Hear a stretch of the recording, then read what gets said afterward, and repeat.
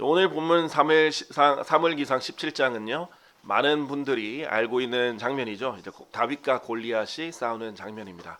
심지어는 이 다윗과 골리앗은 믿지 않는 사람들에게도 알려질 만큼 매우 성경에서 알려져 있는 부분이기도 합니다. 자, 그러면서 우리가 이제 볼 수 있는 것은 이 다윗이 골리앗이라는 거인과 어떻게 싸우게 됐고 또 이 전쟁은 어떤 식으로 벌어지고 또 어떻게 승리하는지를 볼 수 있는데요. 오늘은 그 일반적인 관점에 더해서 뿐만 아니라 다윗이 싸웠던 그 원동력, 그 까닭, 그 이유, 동기에 대해서 조금 더 초점을 맞춰서 보려고 합니다. 오늘 보신 사무엘기상 17장 본문에서 29절을 보면요.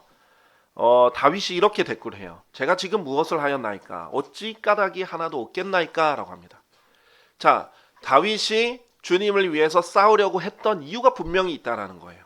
그 동기에 조금 더 초점을 맞춰서 보려고 합니다. 자, 우선 배경을 보도록 하죠.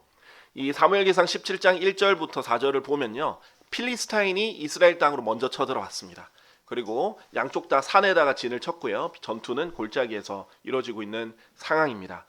자, 전투는 그러니까 이스라엘 땅에서 벌어진 거예요. 자, 여러분 이 부분을 우리에게 적용을 하면요. 영적 전쟁에 적용을 해보면 영적 전쟁은 우리의 영역에서 항상 일어난다는 것을 기억하시면 좋겠어요. 자, 무슨 말이냐면 여러분의 영역에서 전투가 일어난다. 즉, 여러분의 직장에서, 여러분의 가정에서, 여러분의 교회에서, 여러분의 생각 속에서 이 전쟁은 일어납니다. 이스라엘이 전쟁을 일으킨 게 아니라 필리스타인이 전쟁을 일으켜서 쳐들어온 거예요. 자, 우리는 보면요. 방어 전쟁이 줍니다. 왜냐면 우리가 마귀에게 먼저 쳐들어가서 싸움을 거는 게 아니라 마귀가 우리에게 싸움을 걸어오고 우리에게 잘못된 유혹을 준다든지 우리에게 이런 시험을 준다든지 이런 도전을 하기 때문이죠. 자, 그렇기 때문에 마귀와 세상이 이제 공격해 들어올 거고 또 내부에서는 육신이 이렇게 욕망과 정욕을 일으키면서 이제 싸움을 걸어올 겁니다. 자, 이때 우리가 어떻게 반응하느냐, 이것이 매우 중요한 것이죠. 그러니까 불가피한 전쟁입니다. 이스라엘은 전쟁을 하고 싶어서 한 게 아니라 쳐들어왔으니까 전투를 한 거예요. 왜냐하면 방어를 하지 않으면 다 노예가 돼버리고 죽임 당할 것이기 때문입니다. 여러분 또한 마찬가지예요. 이 영적 전쟁은요, 여러분이 원해서 시작한 건 아닐 거예요.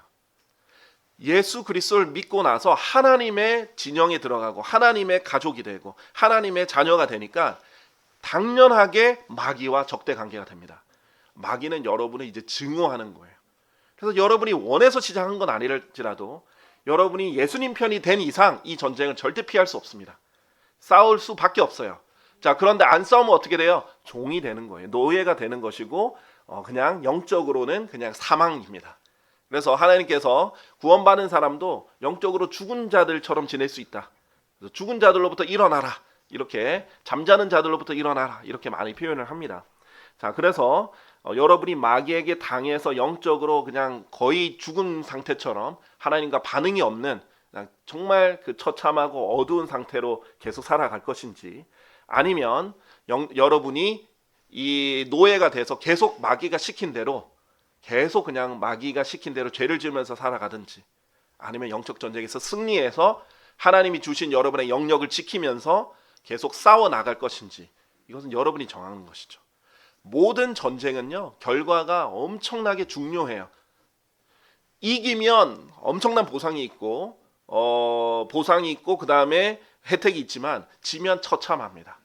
자, 그렇기 때문에 여러분이 전투에 임하는 각오도 남달라야 될 거예요. 나는 관심 없어. 나는 전쟁에는 관심 없어. 보통은 이제 저는 개인적으로 전쟁사, 역사 이런 것들 좋아합니다. 관심이 있어요. 아마 뭐 남자라서 그런 걸 수도 있고 저만의 특성일 수도 있는데 보통은 이제 여성분들은 전쟁사 이런 걸 별로 관심이 없을 수도 있어요.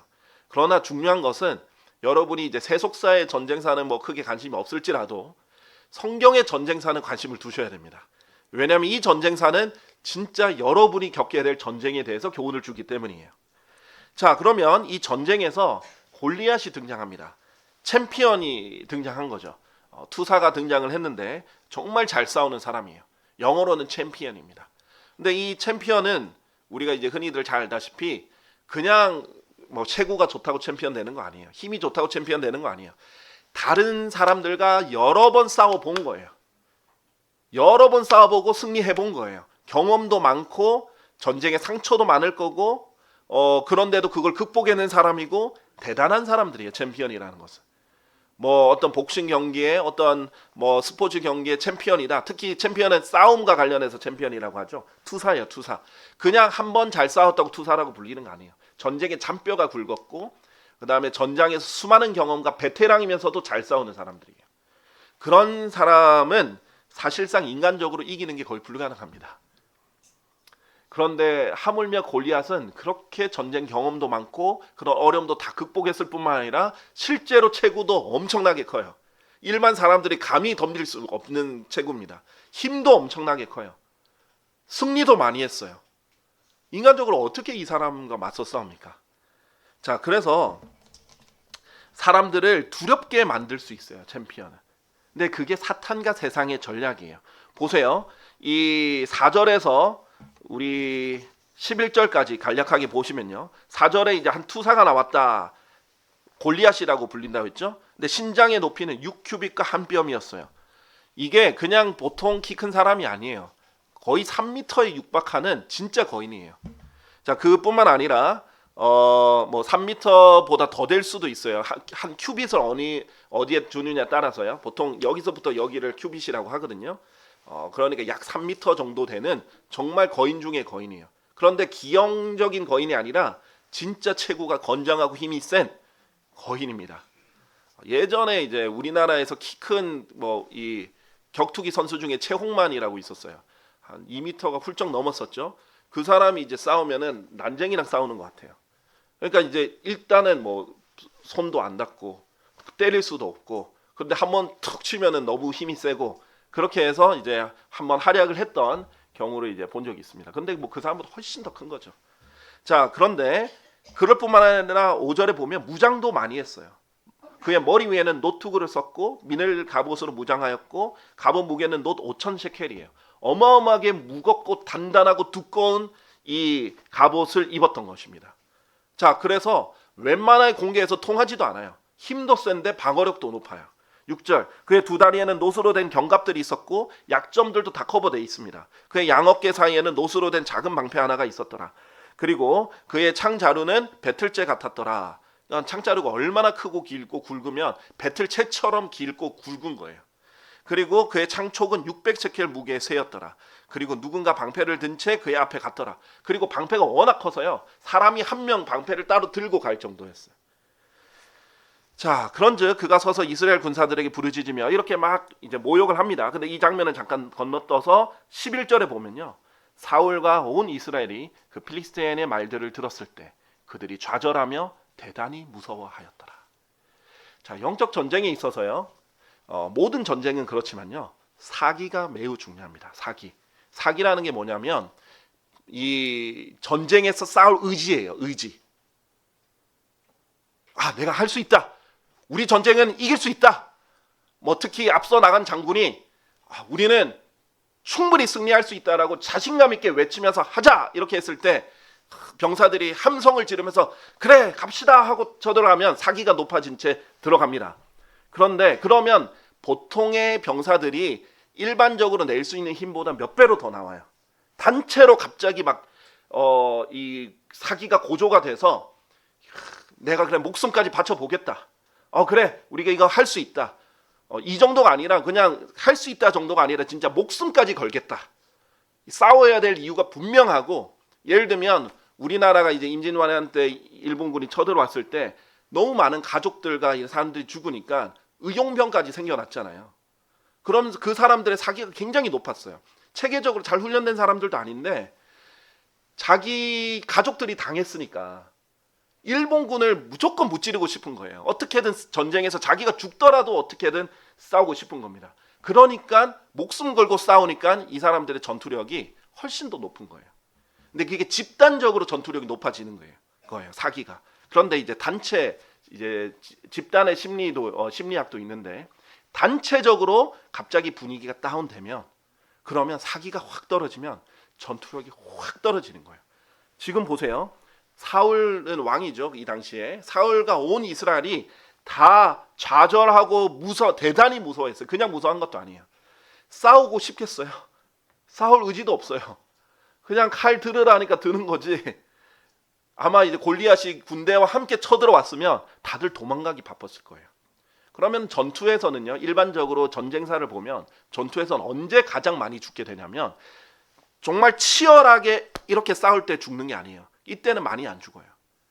한쪽이 겁먹고 도망갈 때 뒤 따라가면서 사륙할 때 제일 많이 죽습니다. 겁먹고 도망가면 끝인 거예요. 싸울 의지가 없는 거예요. 자, 그런데 사탄은 이것을 합니다. 여러분에게 이 전쟁의 의지를 완전히 꺾으려고 만들어요. 처음에 여러분이 들어갈 때 몸집을 불려서 여러분을 기죽게 만들고 두렵게 만듭니다. 생각해 보세요. 여러분이 싸워야 하는 대상들이 뭐예요? 여러분이 일단 다양한 게 있는데 구체적으로 하나씩 보면 죄랑 싸워야 돼요. 근데 여러분이 죄를 생각하면 사탄은 죄가 굉장히 무섭게 만들어요. 왜냐하면 자꾸 여러분이 죄에 대해 패배해 본 경험이 있으니까, 죄의 파괴력을 경험해 본 적이 있으니까, 죄에 자꾸 넘어져 보고 패배해 보고 굴복해 본 적이 있으니까 죄의 유혹으로 다가서면 나 또 이거 조금 저항하다가 또 패배하겠지, 또 죄짓고 말 거야, 이런 식으로 기죽고 싸울 의지가 없을 수가 있어요. 예수님께서는요, 이 사기에 대해서 얼마나 중요하게 얘기하셨냐면 히브리서 12장 1절에서 4절에 보면 너희가 피 흘리기까지는 아직 싸우지 않았다. 예수 그리스도는 그런데 피 흘리기까지 싸웠다. 그러니까 우리가 왜 승리를 못하느냐? 피 흘리기까지 싸우지 않아서다 라는 거예요. 정말 죽기 살기로 내가 이빨이 빠지면 잇몸으로라도 물어뜯겠다. 내가 어떻게든 이 성경을 붙잡아서 이 마귀와 끝까지 싸우겠다. 이런 의지가 있어야 돼요. 나는 예수님처럼 끝까지 싸우겠다. 라는 의지가 있으면 승리할 수 있어요. 하나님께서 뭐라고 약속하셨어요? 하나님께 복종하라. 그리고 마귀를 대적하라. 그러면 그가 너희로부터 도망하리라. 여러분이 그 각오로 싸우면 마귀가 도망가요. 오히려. 그런데 여러분이 사기가 딱 떨어져서 내가 너무 많이 졌어. 또 저렇게 이렇게 하면 나도 넘어지겠지? 나 또 패배하겠지?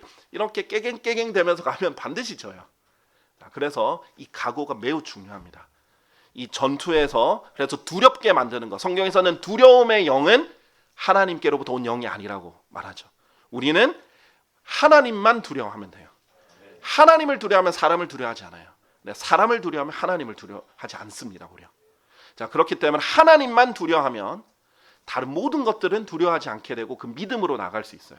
그럼 이 용기의 근원은 뭐예요? 그냥 만용인가요?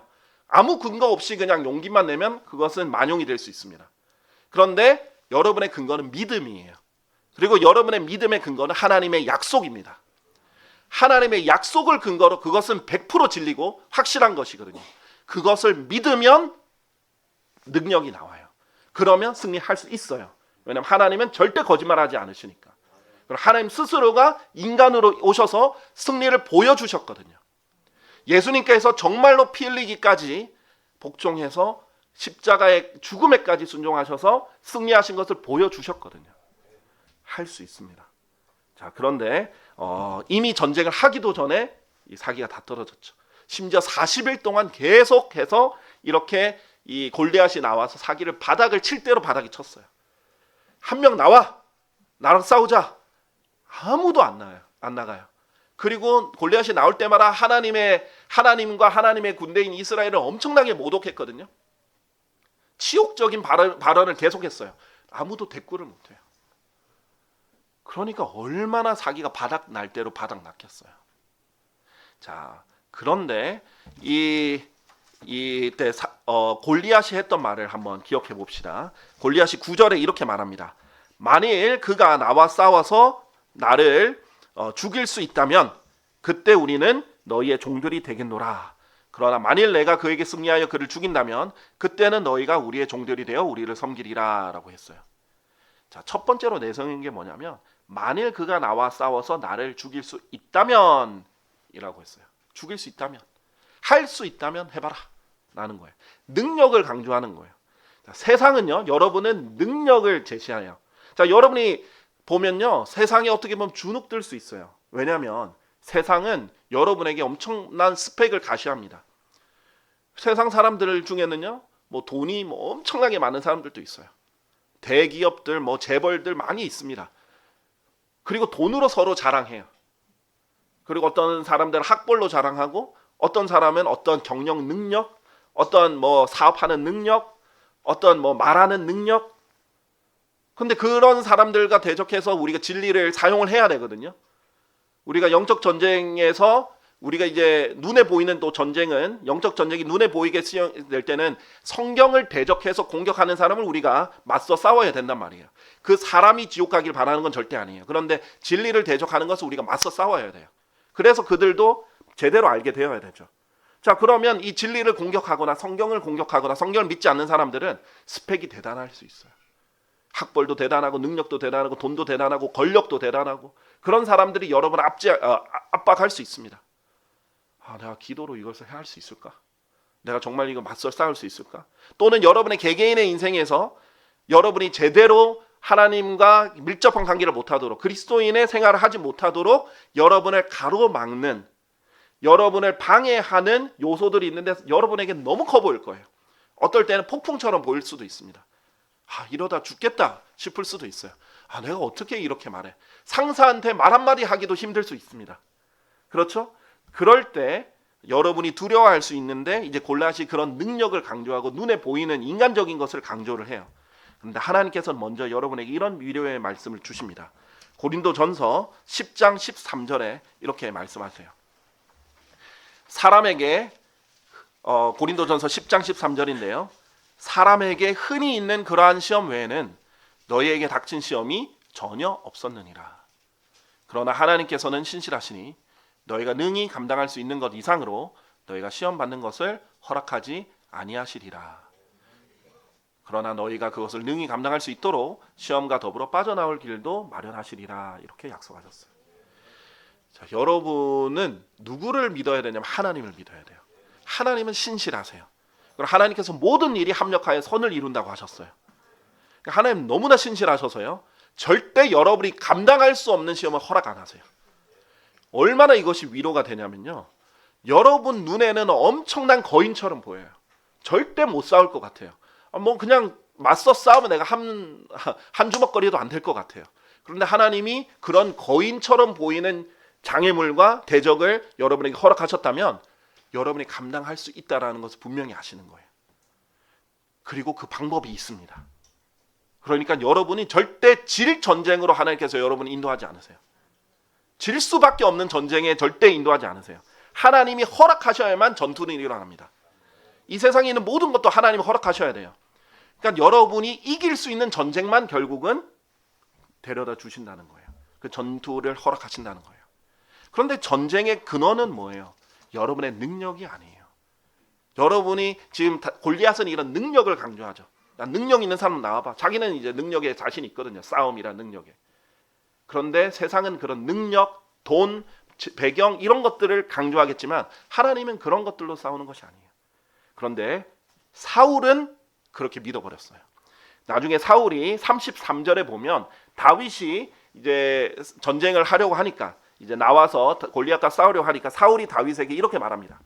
너는 이 필리스타인을 대적하여 그와 싸우러 갈 수 없노라. 둘 다 able이라는 영어 단어가 쓰였어요. 뭐 할 수 있다, 능력을 말하는 거예요. 너는 이 필리스타인과 대적하여 그와 싸우러 갈 수 없다. 너는 능력이 너무나 부족해. 생각해봐. 이는 내가 어린 청년에 불과하지만 그는 그의 어린 시절부터 전사이기 때문이라. 그 사람은 어릴 때부터 전사로서 또 엄청난 체구와 스펙을 가지고 그렇게 전쟁에 승승장구해온 베테랑 중에 베테랑이고 정말 전사 중에 전사인데, 너는 지금 어리잖아. 매우 어리고 청년에 불과하잖아. 너는 못해. 너의 능력은 없어. 이렇게 말합니다. 사울은 낙심했기 때문이에요. 사울은 무엇을 봤어요? 믿음을 본 게 아니라 능력을 본 거예요. 능력으로 우리가 싸울 거면 인간의 힘으로 의지해서 싸우는 거예요. 그 승리는 절대 이루어질 수 없어요. 그런 매치로 하나님께서 이루어지는 게 아니에요. 여러분이 사용하는 능력은 하나님을 의지하는 거예요. 하나님의 능력으로 하는 거예요. 그래요. 여러분은 여러분의 능력으로는 이 영적 전쟁에서 승리할 수 없어요. 어떻게 마귀를 대적하겠어요? 능력으로는 마귀랑 절대 대적할 수 없습니다. 욥기 40장 한번 보세요. 마귀에 대해서 설명하는데 인간이 감히 대적할 수 있는 존재가 아니에요.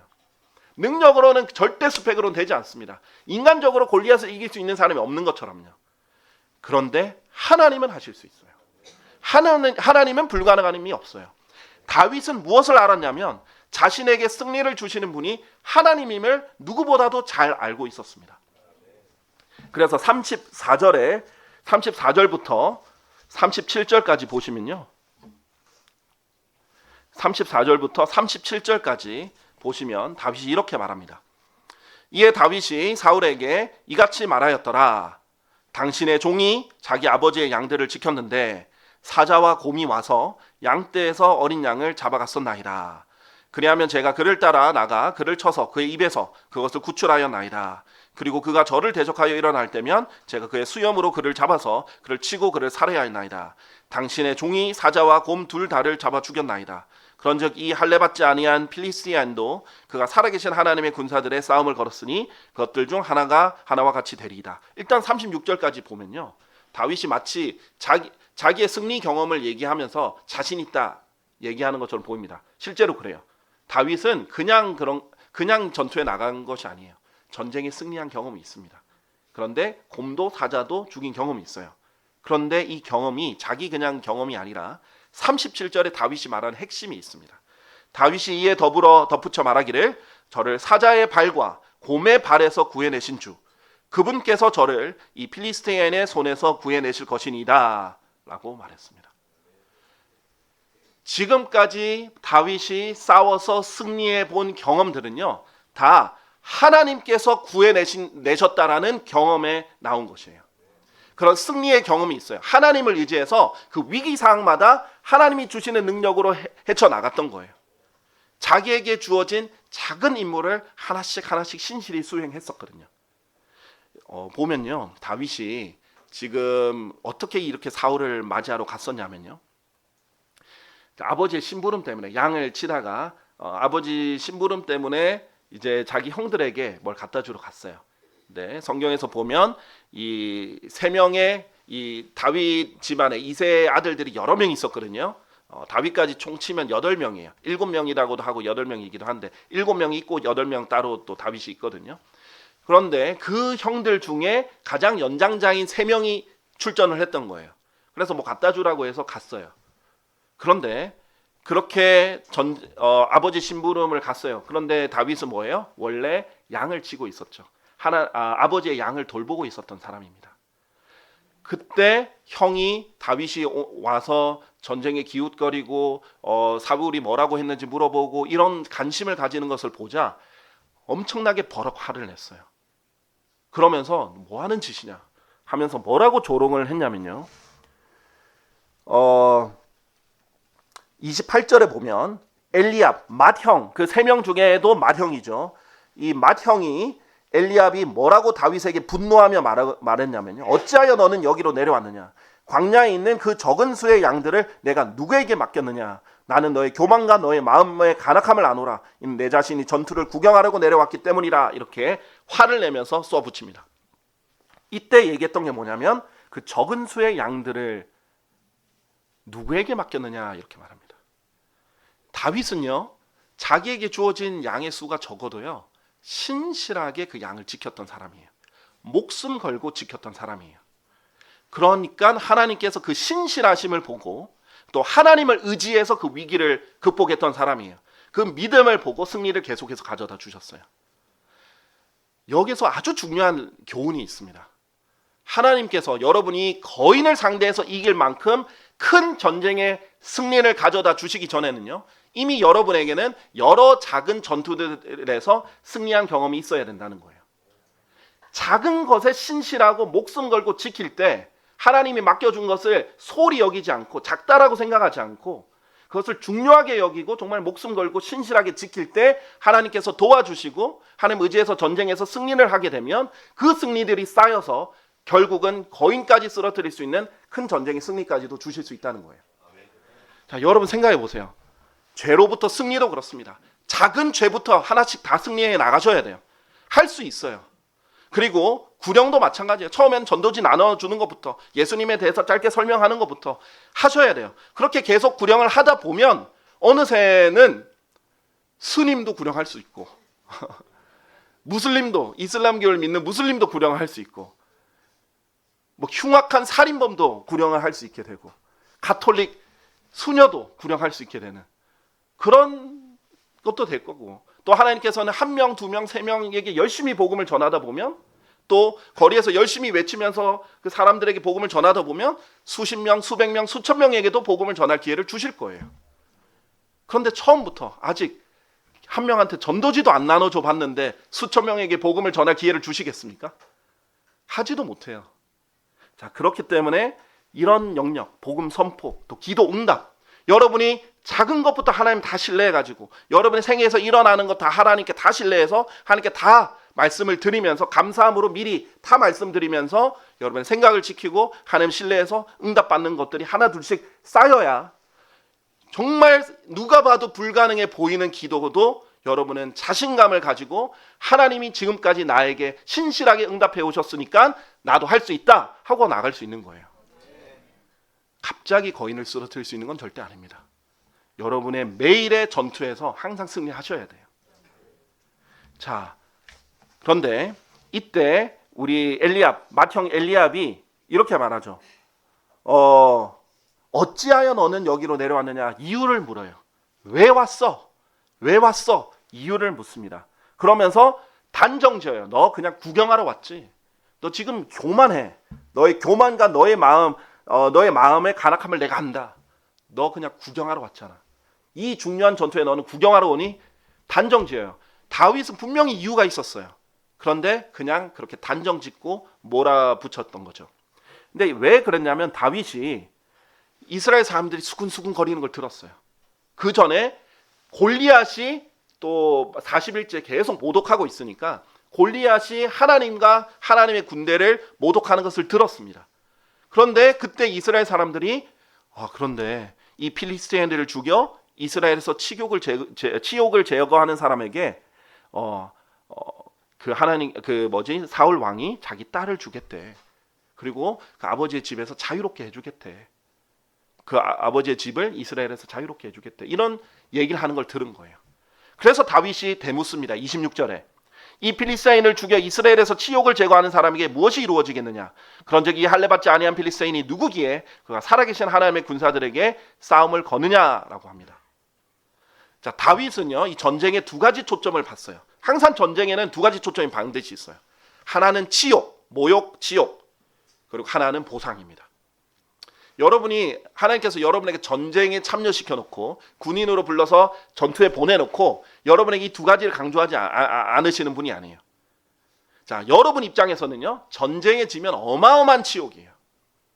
전쟁에 지지 않더라도 여러분이 싸우지 않는 것만으로도 엄청난 치욕거리입니다. 마귀가 여러분을 엄청나게 조롱하고 있을 거예요. 아빠 싸워봐. 왜 그렇게 겁먹고 있어?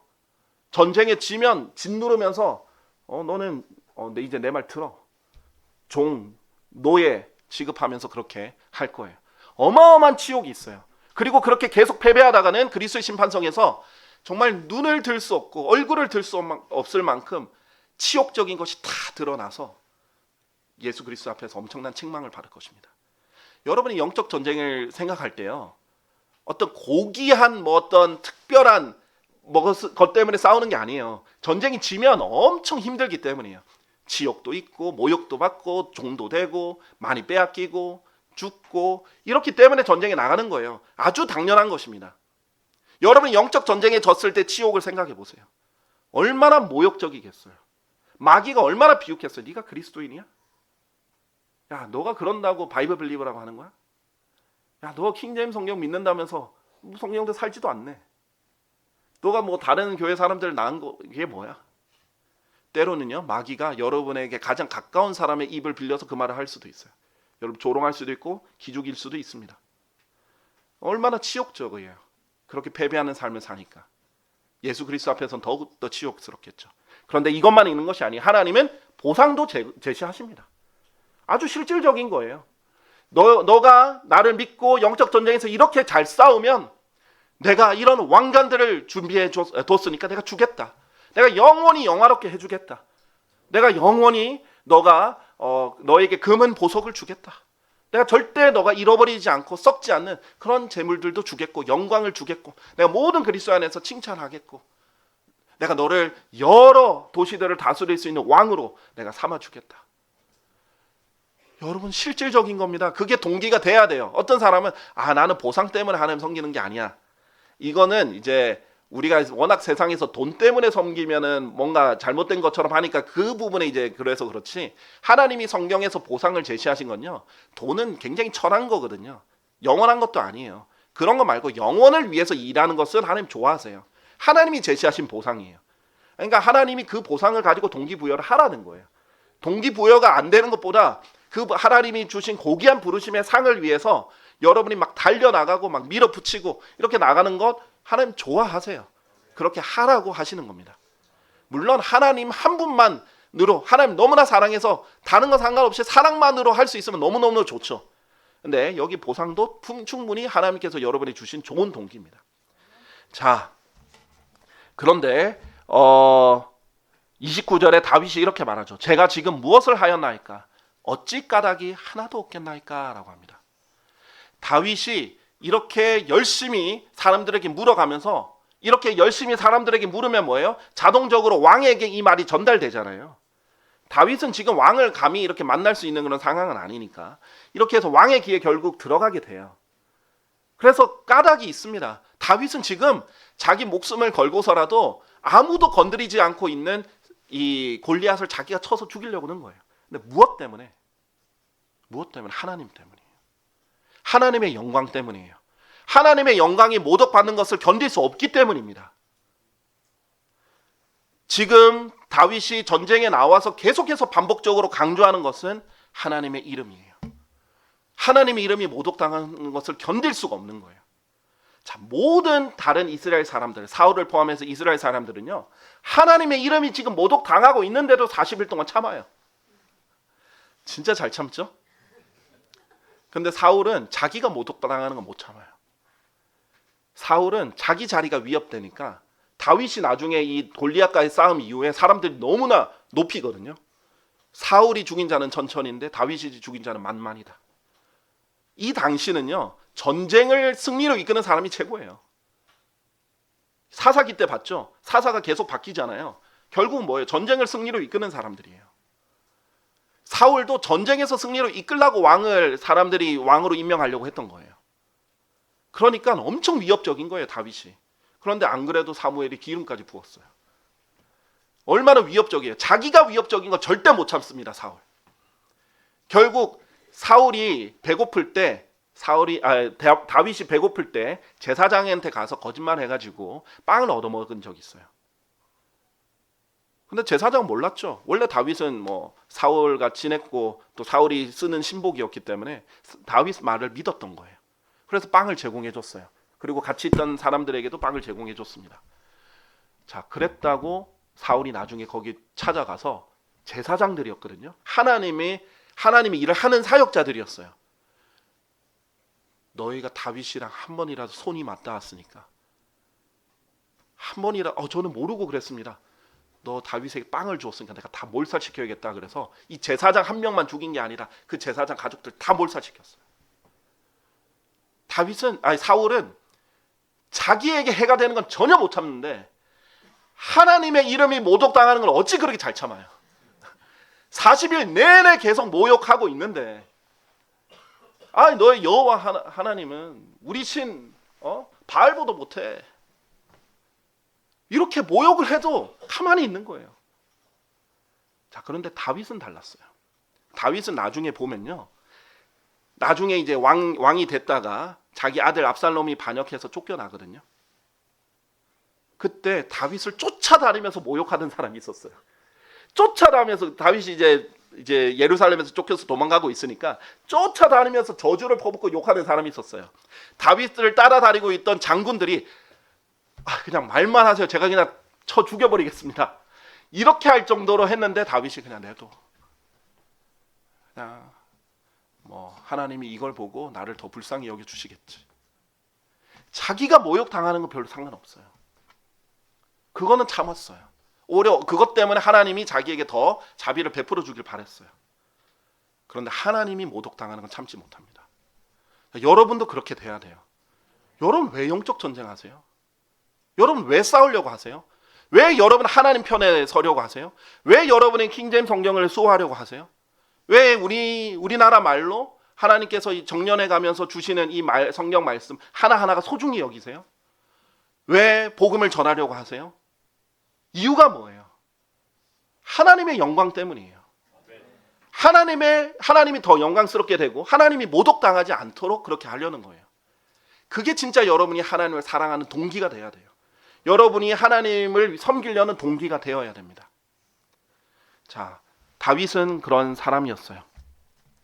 자, 그러면서 우리 성경에서 제가 이제 신약 성경에서 이런 구절을 여러분에게 소개하고 싶습니다. 자, 성경에 보면 고린도후서 4장 15절 16절인데 고린도후서 4장 16절 먼저 한번 보실래요? 고린도후서 4장 16절 우리가 잘 아는 구절이에요. 고린도후서 4장 16절에는요. 그 까닭에 우리가 낙담하지 아니하노라. 오히려 우리의 겉사람은 낡아지나 그럼에도 속사람은 날마다 새롭게 되는도다. 우리가 잘 배우고 있죠. 우리의 육신, 겉사람은 날마다 낡아지고 썩어지고 있습니다. 그런데 우리의 속사람, 우리의 새사람, 예수 그리스도를 믿고 나서 하나님께서 다시 태어나게 해주신 그 새 사람은 날마다 새롭게 되죠.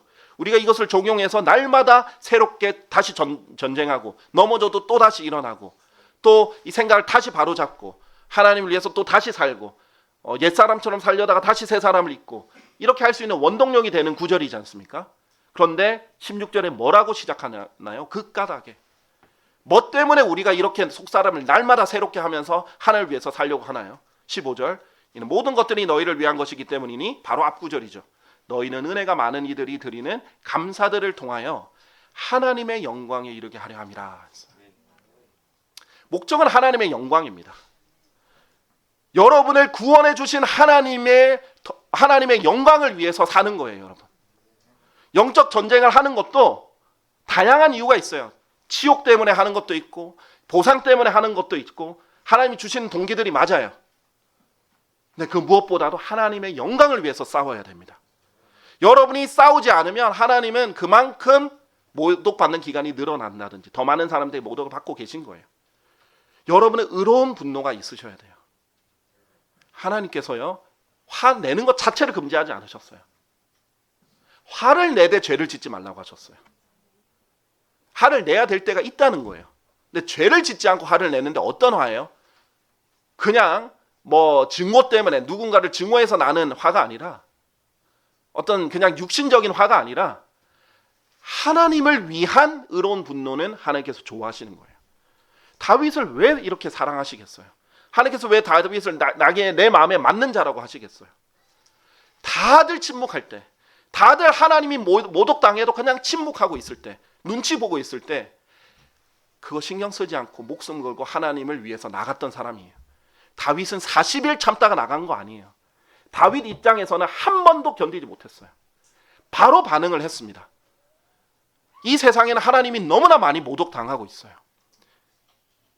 하나님 진리를 너무나 많이 대적하고 있어요. 그런데 여러분이 그것을 보고 심장이 뜨겁지 않으면 문제가 있는 거예요. 예수 그리스도가 공개적으로 모독당하고 있는데 그것이 뜨겁지 않으면 뭔가 문제가 있는 것입니다. 자, 그래서 다윗은 하나님의 영광을 위해서 나갔던 사람이에요. 그래서 실제로 다윗이 나갈 때 이런 말을 합니다. 45절 보면요. 45절. 본문 45절에 그때 다윗이 그 필리스티인에게 이같이 말하였더라. 너는 칼과 창과 방패를 가지고 나에게 오는도다. 그러나 나는 내가 싸움을 건 만군의 주 곧 이스라엘의 군사들의 하나님의 이름으로 너에게 가는도다. 목적 자체가 계속 하나님의 영광을 위해서 일관적으로 되어 있어요. 47절도 그리하여 이 집회 전체는 주께서 칼과 창으로 구원하시는 것이 아님을 알리라. 이는 전투가 주의 것이므로 그분께서 너희를 우리의 손안에 주실 것이기 때문이라. 하나님이 구원하신다라는 걸 알리기 위해서, 전투는 하나님의 것이고 구원은 하나님이 하신다는 것을 알리기 위해서 하는 거예요. 자, 여러분 생각해 보세요. 다윗 볼품 없습니다. 물론 잘생겼죠. 근데 그 볼품 있는 게 아니라 전쟁의 관점에서는 볼품 없습니다. 전쟁의 관점에서는 오히려 잘생긴 게 흠이에요. 그냥 잘생긴 걸로 뭘 전쟁을 하려고 나오는 거예요. 아직 어리고요. 체구도 골리앗에 비하면 아무것도 아니고요. 그렇죠? 볼품 없어요. 그런데 심지어 전쟁 나갈 때 어떻게 나갔냐면요. 제가 나중에 언급하겠지만은 갑옷도 입고 나가지 않았어요. 그거 다 거추장스러워가지고 그냥 막대기, 물인매 이렇게 딱 들고 나갔습니다. 그러니까 제일 먼저 이 골리앗이 조롱한 거 가지고 웃으면서 이렇게 말하는 거예요. 야, 내가 개라서 너가 그냥 막대기 들고 왔니? 너 지금 뭐 하는 거야? 너무 웃기겠죠. 여기에서 골리앗이 방심을 해요. 아까 뭐라고 했죠? 다윗이 너는 칼과 창과 방패를 가지고 나왔다. 그런데 아까 골리앗을 설명할 때 골리앗이 착용하던 게 뭐가 있었어요? 투구가 있었잖아요. 투구를 안 착용하고 나온 거예요. 착용할 필요성도 못 느꼈죠. 이제 한방거리도 안 돼. 이렇게 생각했을 거 아니에요. 그런데 딱 그 방심했던 거기에 돌이 맞아서 죽은 거예요. 투구를 쓰고 있으면은 돌에 맞아서 죽을 수는 없어요. 투구의 목적이 머리를 보호하는 것이기 때문에. 근데 방심해서 투구를 벗고 있었던 겁니다. 자, 세상 사람들은요, 뭔가 자기가 수적으로 많거나 돈이 많거나 권력이 많으면 방심해요. 자랑하고 교만해요. 자기 능력으로 한다라고 생각해요. 그러면 패배해요. 하나님은 멸망에 앞서 교만이 있다라고 했어요. 교만하면 반드시 멸망한다라는 거예요. 하나님의 공식이에요.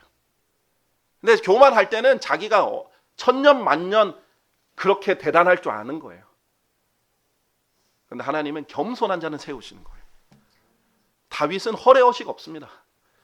사울이요, 자기가 입던 갑옷 이렇게 주고 투구 씌우고 막 이렇게 하려고 했거든요. 자기에게 쓰는 검도 주고.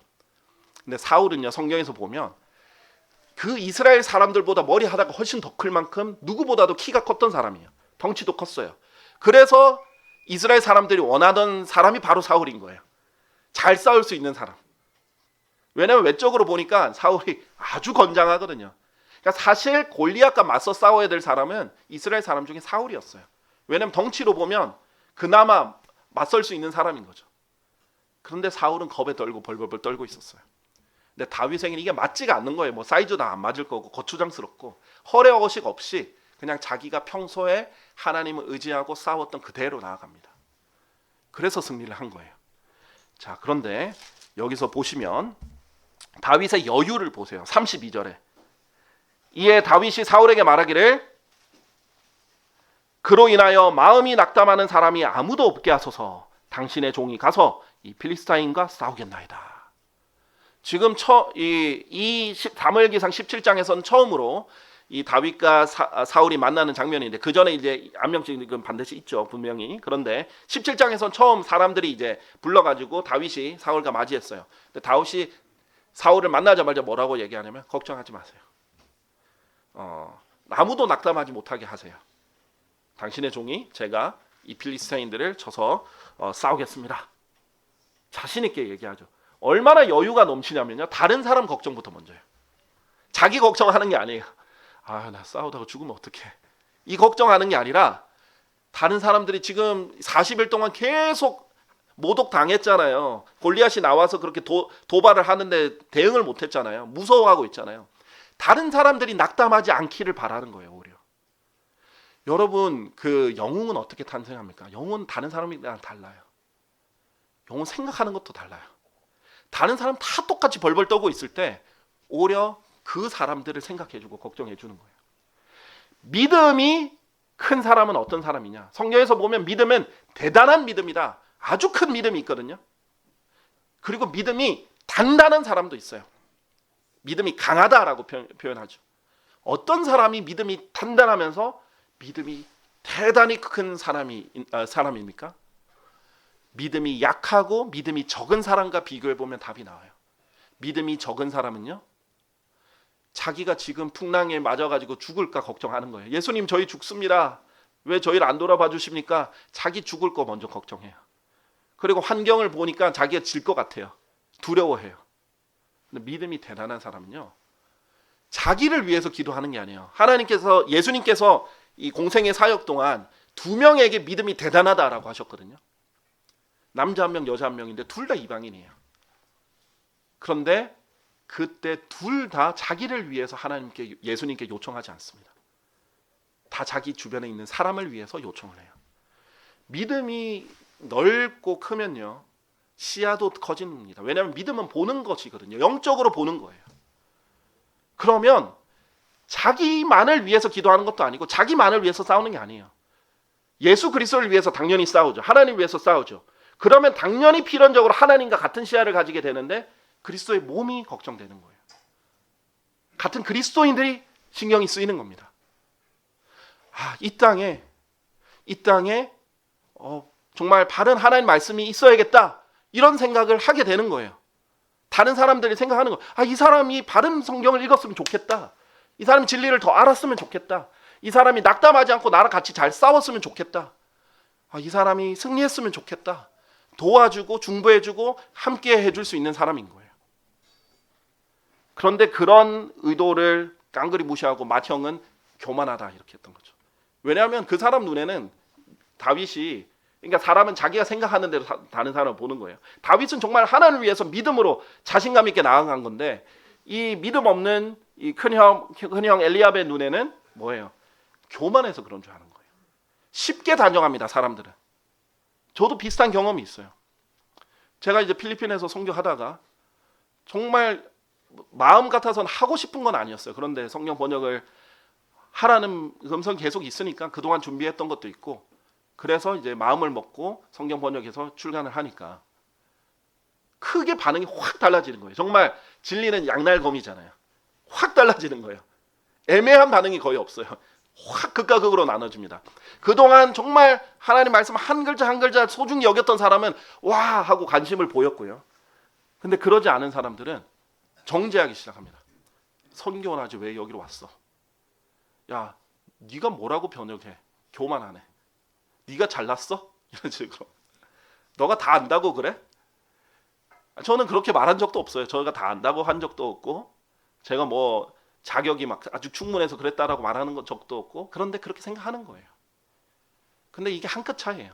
믿음 안에서 담대하게 하는 거랑 그냥 교만해서 하는 거랑 겉으로 보면 사람들은 착각을 하는 거죠. 그런데 그 핵심적인 차이가 뭐예요? 자기 능력과 자기 자신을 신뢰하면 육신적인 것이고요. 하나님의 능력과 하나님의 약속과 믿음을 그것에 대한 믿음을 발휘를 하면 영적인 것이에요. 그 차이가 있는 것입니다. 자, 다윗이 이제 38절, 39절 보겠습니다. 38절, 39절. 아까 전에 사울이 자기 갑옷으로 무장시키려고 했다 그랬죠. 38절을 보면 그런 다음에 사울이 다윗을 자신의 갑옷으로 무장시켰고 그가 그의 머리 위에 노스로 된 투구를 씌웠더라. 또한 그가 그를 민을 갑옷으로 무장시켰더라. 자, 투구와 갑옷을 주고 39절에 그리하여 다윗이 그의 칼을 그의 갑옷 위에 찼으니 그가 걸어다녀 보았더라. 자, 칼도 주고 갑옷도 주고, 그러니까 대신 싸워줄 사람이 없었는데 지금 나타났으니까 다 챙겨주는 거죠. 투구도 주고 다 챙겨줬더니 다윗이 성은이 망극하옵니다 하고 받아서 나간 게 아니에요. 걸어다녀 본 거예요. 시험해 본 거예요. 내가 이걸로 자유롭게 움직일 수 있나? 내가 뭐 손은 잘 움직이게 됐는가? 할 수 있나? 이렇게 해보더니 이렇게 평가합니다. 39절에 이는 그가 그것을 입증해 보지 아니하였기 때문이라. 그러고 나서 다윗이 사울에게 말하기를 저는 이것들을 착용하고 갈 수 없나이다. 이는 제가 그것들을 입증해 본 적이 없기 때문이니라 하였더라. 그래야 다윗이 그것들을 자신의 몸에서 벗겨냈더라. 아무리 화려해 보이는 것도요, 여러분에게 맞지 않은 것은 사용하지 못하는 거예요. 자, 종종 그런 사람이 있어요. 어떤 특정 사람이 좀 화려하게 하나님이 쓰이는 것 같이 보여요. 그럼 그걸 너무 똑같이 따라하려는 것도 있어요. 물론 보고 배우고 참조하고 그런 건 너무 좋은 겁니다. 그런데 전혀 다른 스타일인데 하나님 주신 재능도 전혀 다르고 하나님이 주신 그런 달란트의 영역도 다른데 그대로 하는 것이 맞는 옷이라고 생각하는 사람이 있어요. 근데 그게 아니에요. 그 스타일이 다를 수 있어요. 어떤 사람은 뭐 연설가처럼 설교할 수도 있고 어떤 사람은 시인처럼 설교할 수도 있어요. 어떤 사람은 어떤 사람은 친구에게 말하듯이 설교하는 사람도 있고 어떤 사람은 막 열정적으로 설명을 할 수도 있는 것이고 다양한 방법이 있습니다. 물론 계속해서 그걸 사용함으로써 개발을 해야 되겠죠. 그러나 많은 사람들이 좋아 보이는 그 사람 거를 자기 옷으로 이렇게 입으려고 하는데 꼭 그렇지 않습니다. 제가 말씀드렸죠. 입증해 봐야 돼요. 여러분이 평소 생활에서 자주 사용하고 그것으로 승리했던 그 방법과 그 경험이 반드시 필요한 것이요. 그것을 입증해 봤기 때문이에요. 여러분이 정말 그 기도했던 그 방식대로 기도했더니 하나님께서 응답해 주셨어요. 여러분이 사용하던 그 성경 구절로 승리해 봤어요. 그 구절들을 사용하는 빈도가 늘어나면 늘어날수록 입증해 봤던 구절들이에요. 그 구절을 사용해서 승리해 본 경험을 통해서 입증해 봤어요. 그리고 복음 전파할 때도 어떤 가이드라인과 매뉴얼과 어떤 방식을 예시로 줄 수는 있지만 결국 자기만의 방식이 있는 거예요. 다 똑같을 수는 없어요. 하나의 방법이 공장에서 찍어내듯이 다 똑같이 적용될 수는 없습니다. 자신만의 방법이 있는 것이에요. 근데 그것을 했는데 어떨 땐 실패할 수도 있고 어떨 땐 성공할 수도 있고 계속 써먹어보고 사용해보더니 입증이 된 거예요. 아, 이것은 하나님께서 사용하시는 방법이구나. 성경을 인용할 때도 이렇게 인용할 수도 있고 저렇게 인용할 수도 있고 암송해서 바로 읊어줄 수도 있고 성경을 펴서 보여줄 수도 있고 어떤 카드로 보여줄 수도 있고 다양한 방법이 있잖아요. 중요한 것은요. 안 써보고 보면 입증해 볼 수가 없어요. 승리를 해볼 수가 없어요. 그러면 큰 전투 못 나갑니다.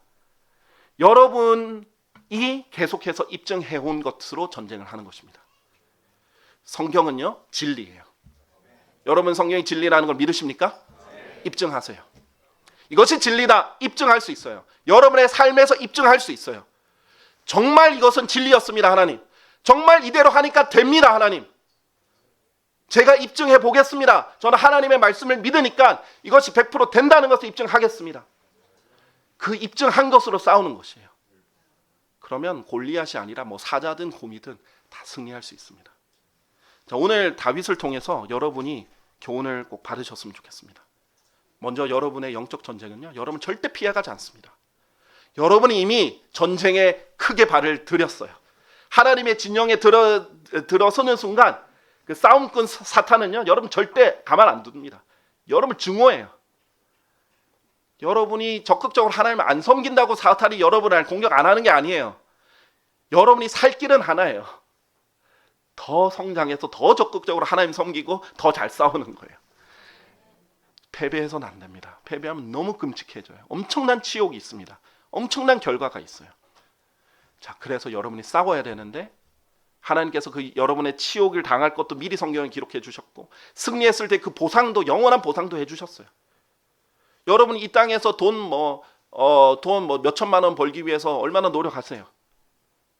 얼마나 큰 돈 주어진다, 몇억 주어진다 그러면 얼마나 더 열심히 하겠습니까? 연봉 몇억 줄 테니까 이거 해라 그러면 얼마나 열심히 하겠어요?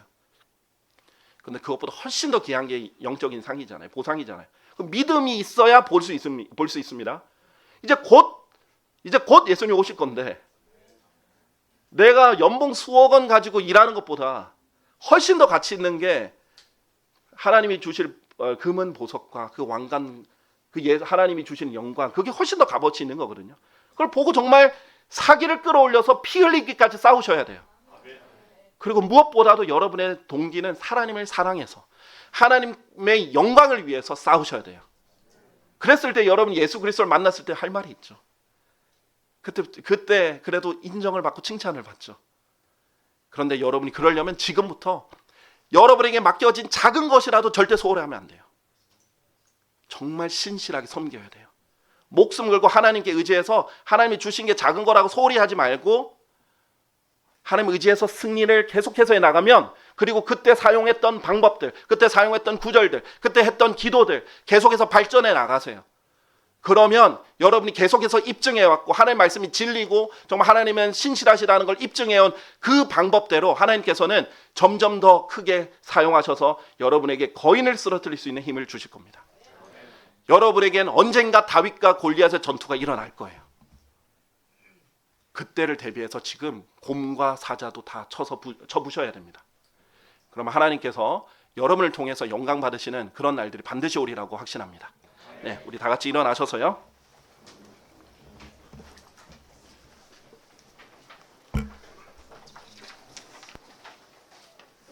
찬송가 470장 470장 내 구주 예수를 더욱 사랑. 창세기 찬송가 470장 내 구주 예수를 더욱 사랑. 우리 반주자께서 반주하실 텐데 반주하는 동안 하나님의 말씀, 오늘 들어 하나님의 말씀에 반응하는 시간 가지시길 바랍니다. 주님께서 주신 그 도전의 말씀을 오늘 받고 여러분 마음 깊이 새겨서 주님, 제가 이렇게 피 흘리기까지 싸우지 않았던 것 주님 자백합니다. 주님, 제가 주님의 영광을 위해서 정말 치열하게 싸울 생각하지 않았던 것 정말 죄송합니다. 하나님이 모독당하고 하나님의 말씀이 모독당할 때도 그것을 참고만 있었던 것 너무나 죄송합니다. 제 모독은 못 참고 자기 자신이 어려운 것은 못 참는데 어찌 그렇게 하나님이 모독당하고 하나님이 무시당하고 하나님의 말씀이 무시당하는데 그것을 가만히 있을 수 있겠습니까? 그랬던 것들이 있다면 하나님께 자백하시길 바랍니다. 그리고 정말 지금부터라도 매일매일 생활에서 승리를 해나가겠다고 하나님께 다짐을 드리기를 바랍니다. 정말 하나님께 쓰임받는 훌륭한 군인이 되게 해달라고, 또 그렇게 되겠노라고 함께 이 말씀에 반응을 하시면서 하나님께 기도하는 그런 시간을 가지시길 바랍니다. 우리 예배를 마치면서 하나님께 기도하도록 하겠습니다. 살아계신 주 하나님 아버지, 우리가 마귀에게 종노릇하며 정말 포로로 잡혀있고 비참하게 싸울 수조차도 없이 짓눌려 있었을 때, 지옥에 갈 수밖에 없는 그런 죄인들일 때 주님께서 이 땅에 오시어 육체를 입고 오셔서 저희를 위해 마귀의 시험들을 이기시고 또 끝까지 정말 피 흘리기까지 십자가의 그 고통과 순환과 모욕과 모든 것을 이겨내시고 승리하셔서 저희에게 영원한 승리와 생명을 그 주신 그 큰 은혜로 인하여 감사와 찬양을 돌립니다. 주님께서 그렇게 우리를 비참한 우리를 구원해내셔서 우리가 싸울 수 있도록 영적인 전신 갑주도 주시고, 무엇보다 우리가 마귀를 대적하여 휘두를 수 있는 무기인 하나님의 말씀도 주시고, 우리가 이 믿음의 방패로 마귀의 공격들과 이 불붙은 작은 화살들, 작은 불화살들을 그렇게 끌 수 있도록, 막을 수 있도록 이렇게 믿을 수 있는 하나님의 말씀을 주셔서 너무나 감사드립니다. 주님, 저희를 훌륭한 군인으로서 불러주셨고 훌륭한 싸움을 싸우기를 기대하십니다. 그런데 지금껏 저희가 그렇게 하지 못했던 모든 죄들 주님께 자백합니다. 주님, 보혈로 씻어주십시오. 주님, 저희가 주님께 영광을 돌리기를 원합니다. 주님, 전쟁의 패배에서 비참하게 되고 치욕적으로 되기를 원하지 않습니다. 주님께서 주시는 그 영광과 보상, 그 영원한 것들을 사모합니다. 무엇보다도 저희가 영적 전쟁에서 승리해서 주님의 이름이 영광 받으시길 바랍니다. 하나님의 말씀이 모독당하지 않게 도와주시옵소서. 그래서 주님, 저희가 주님이 부르실 그날까지는 자신에게 주어진 것들을 정말 신실하게 목숨 걸고 하나님을 택해서 지켜서 주님이 도와주시고 주님이 승리를 주시고 주님께서 더 큰 전장에 투입하실 때 주님을 더욱더 영화롭게 할 수 있는 훌륭한 군인 될 수 있도록 도와주시옵소서. 주님, 오늘 함께한 모든 지체들로 인해서 주님께 감사드립니다. 오프라인으로 참석하신 모든 성도들 주님께서 돌봐주시고 그들의 기도에 경청해 주시고 그들의 삶에 큰 승리를 가져다 주시길 간절히 기도드립니다. 모든 영광을 주님께 돌리며 곧 다시 오실 주 예수 그리스도의 이름으로 기도드렸습니다. 아멘.